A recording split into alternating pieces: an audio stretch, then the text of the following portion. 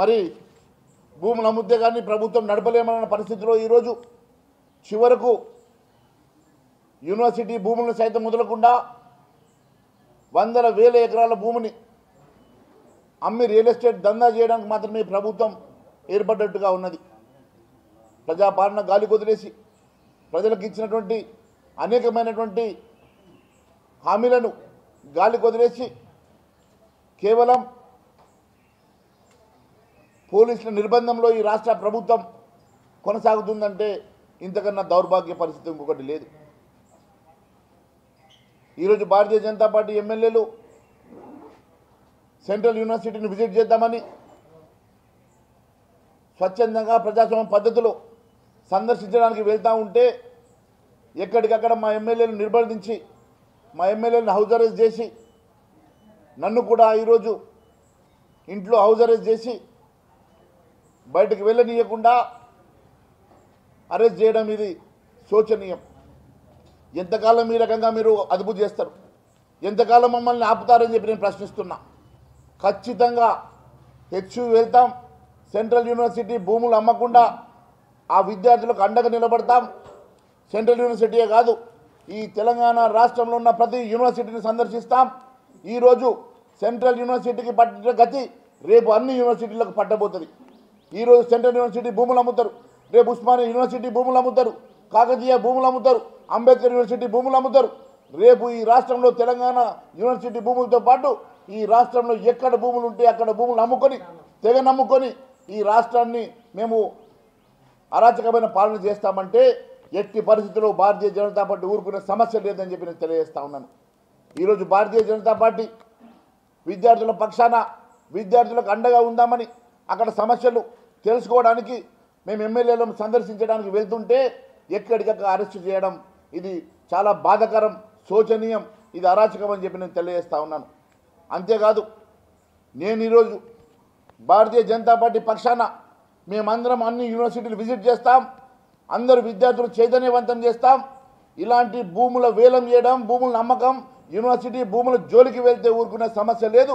అవసరమైతే రాష్ట్ర వ్యాప్తంగా విద్యార్థి లోకాన్ని వారికి అవేర్నెస్ తీసుకొచ్చి మరి విద్యార్థి లోకం ద్వారా ఖచ్చితంగా ఆ భూములను అమ్మకాన్ని ఆపడానికి ఉద్యమం సైతం చేయడానికి మేము సిద్ధంగా ఉన్నామన్న సంగతి తెలియజేస్తా ఉన్నా. ఈరోజు మేము మొన్ననే చెప్పిన యూనివర్సిటీలో అసెంబ్లీ జరగగా కూడా ఈ భూముల అంశం లోపల బీజేవైఎం చేస్తున్నటువంటి ధర్నాకు నేను మద్దతు ఇవ్వడానికి వెళ్తే నన్ను సైతం అసెంబ్లీ జరిగేటప్పుడు అరెస్ట్ చేశారు.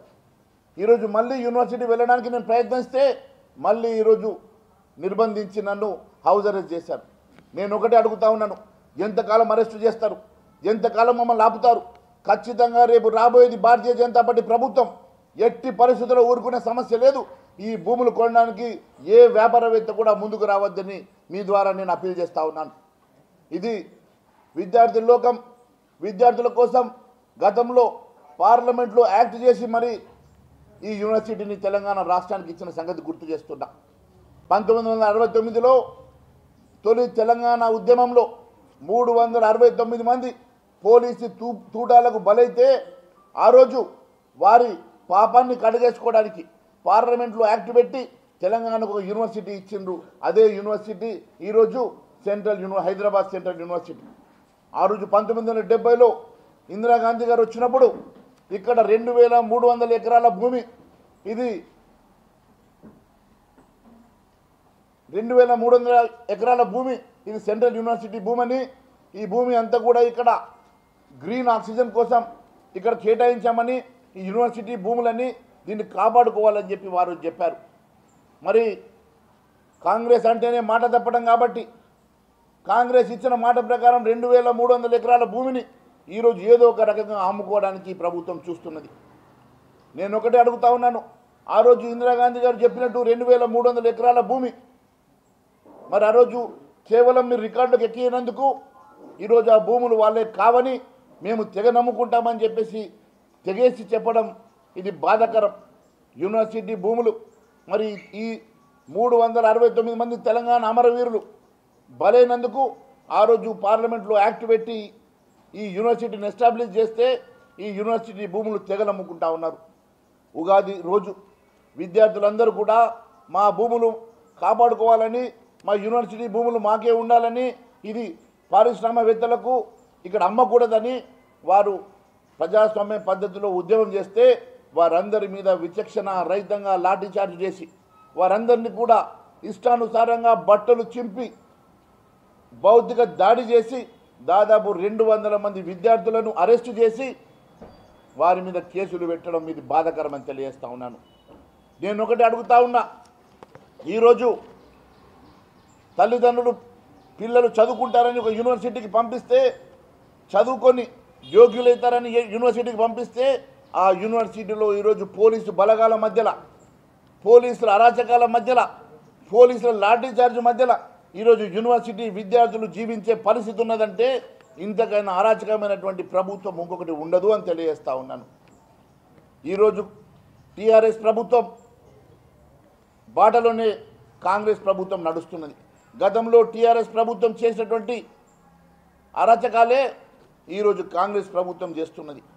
టీఆర్ఎస్ ప్రభుత్వంలో వేల కోట్ల రూపాయల భూముల్ని అమ్ముకొని లక్షల కోట్ల రూపాయల భూముల్ని అన్యాక్రాంతం చేస్తే మరి మేమెందుకు చేయకూడదని ఈరోజు వారి బాటల్ని వీళ్ళు కూడా భూములన్నీ అమ్ముకోవడానికి, తెగనమ్ముకోవడానికి, రియల్ ఎస్టేట్ దందా చేయడానికి మాత్రమే ఈరోజు ఈ కాంగ్రెస్ ప్రభుత్వం అధికారంలోకి వచ్చినట్టుగా ఉన్నది.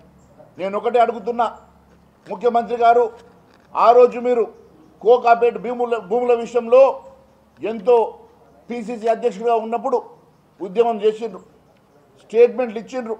చివరకు మీరు వెళ్ళి సిబిఐకి కరోనా సమయంలో కూడా సిబిఐ దగ్గరికి వెళ్ళి ఆ భూములను అమ్మొద్దని 2500 కోట్ల రూపాయలు విలువైనటువంటి భూముల్ని వారు టీఆర్ఎస్ వారి మిత్ర బృందానికి ఇస్తున్నదని ఆ భూములు కాపాడాలని మీరు ఉద్యమం చేశారు. ఆ రోజు సిబిఐకు సైతం మీరు లెటర్ ఇచ్చారు. మరి ఈరోజు దాదాపు 30-40 వేల కోట్ల విలువైనటువంటి ఈ భూములు మీరు ఎలా అమ్ముతారని చెప్పి ప్రశ్నిస్తున్నా. ఆ రోజు కోకాపేటలో 2500 కోట్ల విలువైన భూమి విషయంలోనే ఉద్యమం చేసిండ్రు. ఈరోజు దాదాపు 30-40 వేల కోట్ల విలువైనటువంటి భూముల్ని ఏ రకంగా తెగనమ్ముకోవడానికి సిద్ధపడ్డారో మీరు ఈ సమాజానికి తెలియజేయాల్సినటువంటి అవసరం ఉన్నది. అంతేకాదు, నిన్న చూస్తే ఉగాది రోజు పిల్లలందరూ కొత్త సంవత్సరం వచ్చింది, వారి జీవితంలో కాంతులు నిండుతాయని చెప్పి ఎదురు చూస్తే కొత్త సంవత్సరం రోజు లాఠీ దెబ్బలతో స్వాగతం పలికారు. కొత్త సంవత్సరం రోజు వారి నిష్టానుసారంగా భౌతిక దాడి చేసి బట్టలు చింపి రక్తాలు కారే విధంగా విద్యార్థుల్ని కొట్టి 200 మంది విద్యార్థులను అరెస్టు చేసినటువంటి ఈ ప్రభుత్వం ఖచ్చితంగా ఈ ప్రభుత్వ హోంమంత్రి మీద, హోంమంత్రి లేడు కాబట్టి ముఖ్యమంత్రి మీదనే కేసు పెట్టాలని చెప్పి డిమాండ్ చేస్తున్నాం. ఈ రకంగా విద్యార్థుల్ని ఉగాది పండుగ రోజు మీరు ఈ రకంగా ఇష్టానుసారంగా భౌతిక దాడి చేసిన దాన్ని భారతీయ జనతా పార్టీ ఖండిస్తున్నది. అంతేకాదు, ఈరోజు దాదాపు 60-70 జేసీబీలతోటి అక్కడ ఉన్నటువంటి వన్య ప్రాణులు ఉండగా అక్కడ ఉన్నటువంటి చెట్లను నరికేసి జేసీబీతో చదును చేస్తూ ఉంటే జేసీబీతో ఎందుకు చదును చేస్తున్నారు ప్రశ్నించినందుకు మీరు విద్యార్థులను అరెస్ట్ చేశారు. నేను ఒకటే అడుగుతా ఉన్నాను, దాదాపు ఆ ప్రాంతంలో విశేషమైనటువంటి జన్యు సంపద ఉన్నది, అక్కడ పక్షులు ఉన్నాయి, అక్కడ జంతువులు ఉన్నాయి. మరి మొన్న అసెంబ్లీలో సీఎం గారు అంటారు అక్కడ జంతువులు లేవట, గుంట నక్కలే ఉన్నాయట. మరి గుంట నక్కలు ఎవరు? ఈ భూమి ఏ గుంట నక్క కోసం మీరు సాఫ్ చేస్తున్నారో తెలియజేయాల్సిన అవసరం ఉన్నదని తెలియజేస్తా ఉన్నాను. మరి గుంట నక్కలు ఎవరో కూడా మీరే చెప్పాలని చెప్పేసి ముఖ్యమంత్రి గారిని అడుగుతా ఉన్నాను. ఈరోజు మరి దాదాపు 40,000 కోట్ల విలువైనటువంటి ఈ భూమిని కేవలం 20,000 రూపాయలకు మీరు మీ నచ్చిన వాళ్ళకి దారాదత్తం చేయడానికే ఈ కార్యక్రమం తీసుకున్నారు. 10,000 కోట్ల రూపాయలకు ఇదే భూమిని తాకట్టు పెట్టి దాంట్లో ఒక క్లాజ్ రాసుకున్నారు. మేము ఒకవేళ తిరిగి డబ్బు ఒకవేళ కట్టలేని పరిస్థితి ఉంటే ఈ భూములు అమ్మి ఆ డబ్బు కడతామని చెప్పి క్లాజ్ రాసుకున్నారు. దానికోసమే ఈరోజు ఈ భూముల్ని అమ్మడానికి, ఈ భూమిని టీజీఐఐసి ద్వారా అమ్మకానికి వేలం వేయడానికి మాత్రమే మీరు చదును చేస్తున్నమాట వాస్తవం కాదని అడుగుతా ఉన్నా. ఒకవైపు శ్రీధర్ బాబు గారు చెప్తారు, ఒక్క అంగుళం కూడా ఈ భూమిని అమ్మనని చెప్పి అసెంబ్లీ సాక్షిగా చెప్తారు. మళ్ళీ ముఖ్యమంత్రి గారు మాత్రం ఖచ్చితంగా వేలం వేస్తాం, ఈ భూమి అమ్ముతాం, ఈ భూమి మా ప్రభుత్వం అంటాడు. అంటే ప్రభుత్వ భూములు అమ్మకానికా? ఇది ప్రభుత్వ భూములు భావి తరాల కోసం ఉన్నాయా, లేకుంటే మీరు అమ్ముకొని ఈరోజు వచ్చిన డబ్బుతో సోకు చేసుకోవాలని చెప్పి ఈ భూములు ఉన్నాయా? ఒకవేళ మీలాగానే గత ప్రభుత్వాల్లో ఆలోచించుంటే ఈరోజు ఇప్పటి వరకు 70 సంవత్సరాలు ఈ భూములు మిగిలిండేవా అని అడుగుతున్నా. మీలాగానే గత పాలకులు కూడా ఆలోచించుంటే ఈరోజు తెలంగాణ రాష్ట్రంలో ఈ విలువైన భూములు ఇంకా మిగులుంటుండనా అని అడుగుతున్నా. మీరు ఈ రకంగా ఈ విలువైనటువంటి భూములను అన్యాక్రాంతం చేసి అమ్ముకుంటే రేపు భావి తరాలకు ఏ రకంగా ఈ రాష్ట్రంలో ఖనిజ సంపద ఉంటుందో తెలియజేయాల్సిన అవసరం ఉన్నదని తెలియజేస్తా ఉన్నాను. అంతేకాదు యూనివర్సిటీలో భారీగా పోలీసు మోహరింపు చేసి యుద్ధ వాతావరణాన్ని క్రియేట్ చేసినటువంటి మరి ముఖ్యమంత్రి గారు ఖచ్చితంగా వెంటనే ఆ పిల్లల మీద కేసులు ఉపసంహరణ చేసి అక్కడ ఉన్నటువంటి పోలీసు బలగాల్ని వెంటనే మీరు అక్కడి నుంచి ఎత్తేసి మీరే చెప్పారు అసెంబ్లీ సాక్షిగా స్పీకర్ గారి ఆధ్వర్యంలో ఎమ్మెల్యేలందరినీ తీసుకెళ్లి సందర్శిస్తామన్నారు. ఎందుకోసమని తీసుకెళ్తలేరు? ఎందుకోసమని ఎమ్మెల్యేలను అక్కడికి తీసుకెళ్లి సందర్శించడానికి వెనుకంజ వేస్తున్నారు? దేనికోసం అఖిలపక్షం ఈరోజు వేయడం లేదు మేము అడుగుతా ఉన్నాం. ఖచ్చితంగా అఖిలపక్షం వేయండి, నిజ నిర్ధారణ కమిటీ వేయండి, వాస్తవాలు బయట పెట్టండి. ఈరోజు ఈ భూముల్ని నేషనల్ పార్క్గా పెడతారా లేకుంటే అక్కడ ఉన్నటువంటి యూనివర్సిటీ కోసం ఆ భూముల్ని కాపాడతారా? ఖచ్చితంగా వేలం వేయడానికి వీల్లేదు. వారికి అండగా భారతీయ జనతా పార్టీ నిలబడతాయని చెప్పి నేను తెలియజేస్తా ఉన్నాను. ఈ రకంగా యూనివర్సిటీ భూముల్ని ఎక్కడ పడితే అక్కడ భూముల్ని ఈ రాష్ట్రంలో ఉన్నటువంటి ప్రభుత్వ భూముల్ని ఈ రకంగా అమ్మకం చేసి ఈరోజు భావి తరాలకు అన్యాయం చేస్తున్నమాట వాస్తవం కాదని అడుగుతున్నా.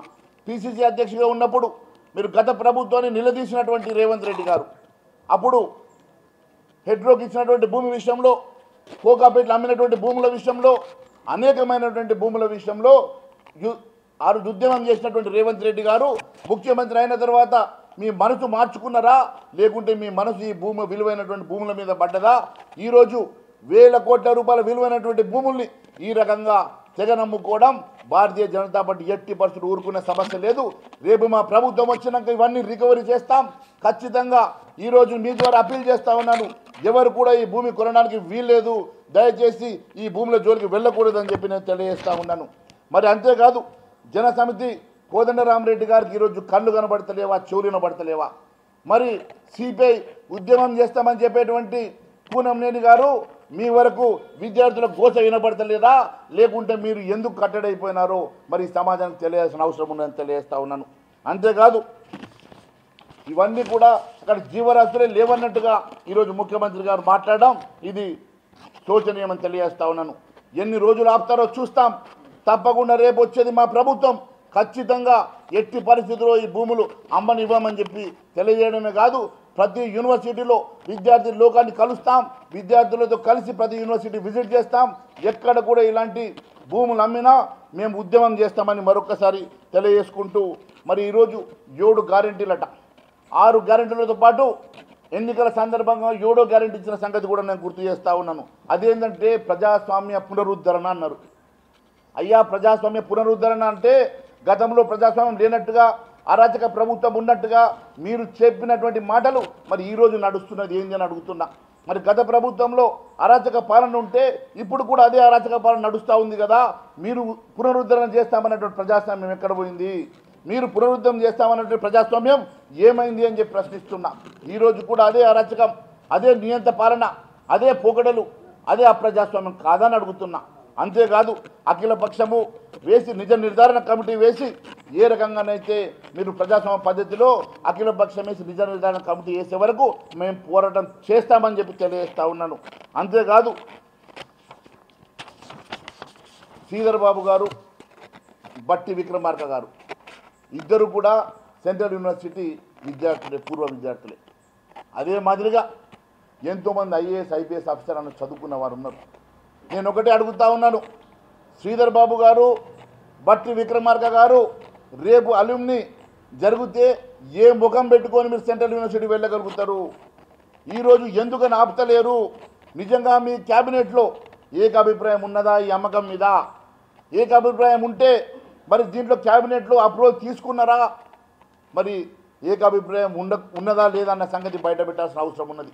ఎందుకంటే శ్రీధర్ బాబు గారు అసెంబ్లీ సాక్షిగా ఒక్క అంగుళం కూడా భూమి మనం చెబుతుంటే ముఖ్యమంత్రి గారు మేము ఖచ్చితంగా తెగ నమ్ముకుంటామని ముఖ్యమంత్రి గారు చెప్పడం వెనుక మీ మధ్యలో ఏకాభిప్రాయం లేదు అని స్పష్టమవుతున్నది. ఎట్టి పరిస్థితిలో ఈ భూములు ఎవరి కోసం అమ్ముతున్నారు? ఎవరిని మెప్పు కోసం అమ్ముతున్నారు?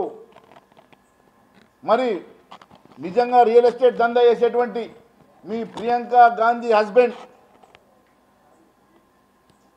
ఆయన పేరేందా రాబర్ట్ వడ్రా ఆ రాబర్ట్ రియల్ ఎస్టేట్ దందా చేస్తాడంట కదా, మరి ఆయన మెప్పు కోసం ఆయన కోసం అమ్ముతున్నావా లేకుంటే ఎవరి కోసం అమ్ముతున్నావు?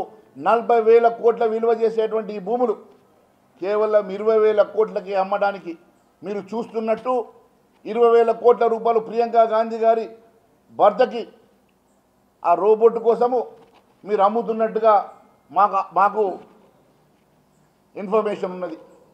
ఎట్టి పరిస్థితిలో మీ పదవి కాపాడుకోవడం కోసం మీ రోబోట్ని మెప్పు కోసం మీ సోనియా గాంధీ ప్రియాంక గాంధీ మెప్పు కోసం 40,000 కోట్ల విలువ చేసే ఈ భూములు వారి బినామీలకు 20,000 కోట్లకు అమ్మడానికి మీరు చేస్తున్న మాట ఇది వాస్తవం కాదని అడుగుతున్నా.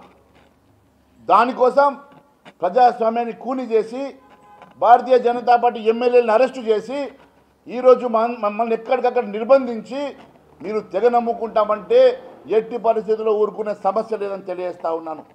ఈరోజు టీఆర్ఎస్ కూడా దొంగ ఏడుపేడుస్తున్నది. నిన్ననట యూనివర్సిటీ విద్యార్థులు పిలిపించుకున్నారంట కేటీఆర్. అయ్యా కేటీఆర్ ఏ ముఖం పెట్టుకొని మాట్లాడుతూ ఉన్నావు? నీవే హైకోర్టులో అఫిడవిట్ ఇచ్చావు కదా ఇది సెంట్రల్ యూనివర్సిటీ భూములు కావని. మరి నువ్వు అధికారంలో ఉన్నప్పుడు సెంట్రల్ యూనివర్సిటీ భూములు కావని అధికారంలో ఉన్నప్పుడు నువ్వు అఫిడవిట్ ఇచ్చినటువంటి నువ్వు ఈరోజు ఏ ముఖం పెట్టుకొని ఈరోజు సెంట్రల్ యూనివర్సిటీ విద్యార్థుల్ని కలుస్తున్నావు? మీరిద్దరు కలిసి ఆడుతున్న జగన్ నాటకమే. మీ ఇద్దరు కలిసి ఆ రోజు హరీష్ రావు గారు వెళ్ళి ముఖ్యమంత్రిని కలిసిన వెంటనే తెల్లవారికి నువ్వు బామర్దివి నువ్వు మద్రాసు పోయిన మాట వాస్తవం కాదా? అసెంబ్లీ సాక్షిగా మద్రాసులో నేను గౌరవించినా మద్రాసులో చెప్పినట్టు విన్నా అని చెప్పి అసెంబ్లీ సాక్షిగా చెప్పినావు కదా. అంటే మీరు అందరూ కలిసి మద్రాసు సాక్షిగా ఒకటై ఈరోజు అందరూ కలిసి ఒక నాటకం ఆడుతున్నారా? మీరు గతంలో మీరు ఏ రకంగానైతే 1,000 కోట్ల రూపాయల భూములు అమ్ముకున్నారో, లక్షల కోట్ల రూపాయల భూములు అన్యాక్రాంతం చేశారో అదే బాటలో ఈరోజు కాంగ్రెస్ నడుస్తుంటే మీ కేసులు మేము మాఫ్ చేస్తాం, మా కేసులు మీరు మాఫ్ చేయాలన్నట్టుగా ఒకరు అండర్స్టాండింగ్లో ఈరోజు చేస్తున్నటువంటి డ్రామా కాదని అడుగుతున్నా. ఈరోజు టీఆర్ఎస్ కాంగ్రెస్ కలిసి చేస్తున్న నాటకం.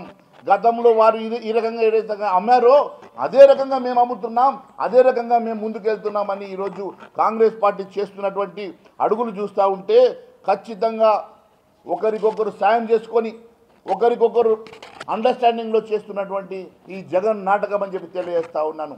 ఎట్టి పరిస్థితుల్లో ఈ భూములు అమ్మితే ఊరుకునే సమస్య లేదని చెప్పి నేను తెలియజేసుకుంటూ, మరి ఇప్పటి వరకు భారతీయ జనతా పార్టీ నాయకుల్ని మా ఎమ్మెల్యేలని ఎక్కడికక్కడ నిర్బంధించి అరెస్ట్ చేసినటువంటి అంశాన్ని పూర్తిగా ఖండించడమే కాకుండా ఈ అప్రజాస్వామ్య పద్ధతిని నిరంకుశ పద్ధతిని మరి ఈ రకంగా పోలీస్ వలయంలో ఈ రాష్ట్రాన్ని నడిపిస్తున్నటువంటి ఈ నిరంకుశ పాలనకి వ్యతిరేకంగా భారతీయ జనతా పార్టీ ఖచ్చితంగా పోరాటం చేయడమే కాకుండా ఈ భూముల వేలాన్ని మేము ఎట్టి పరిస్థితుల్లో ఆపుతాం, దానికోసం ఉద్యమిస్తాం, ప్రజల పక్షాన నిలబడతాం, ప్రజల పక్షాన పోరాటం చేస్తాం, విద్యార్థి లోకానికి పూర్తిగా అండగా నిలబడతామని మరొకసారి తెలియజేసుకుంటున్నాను.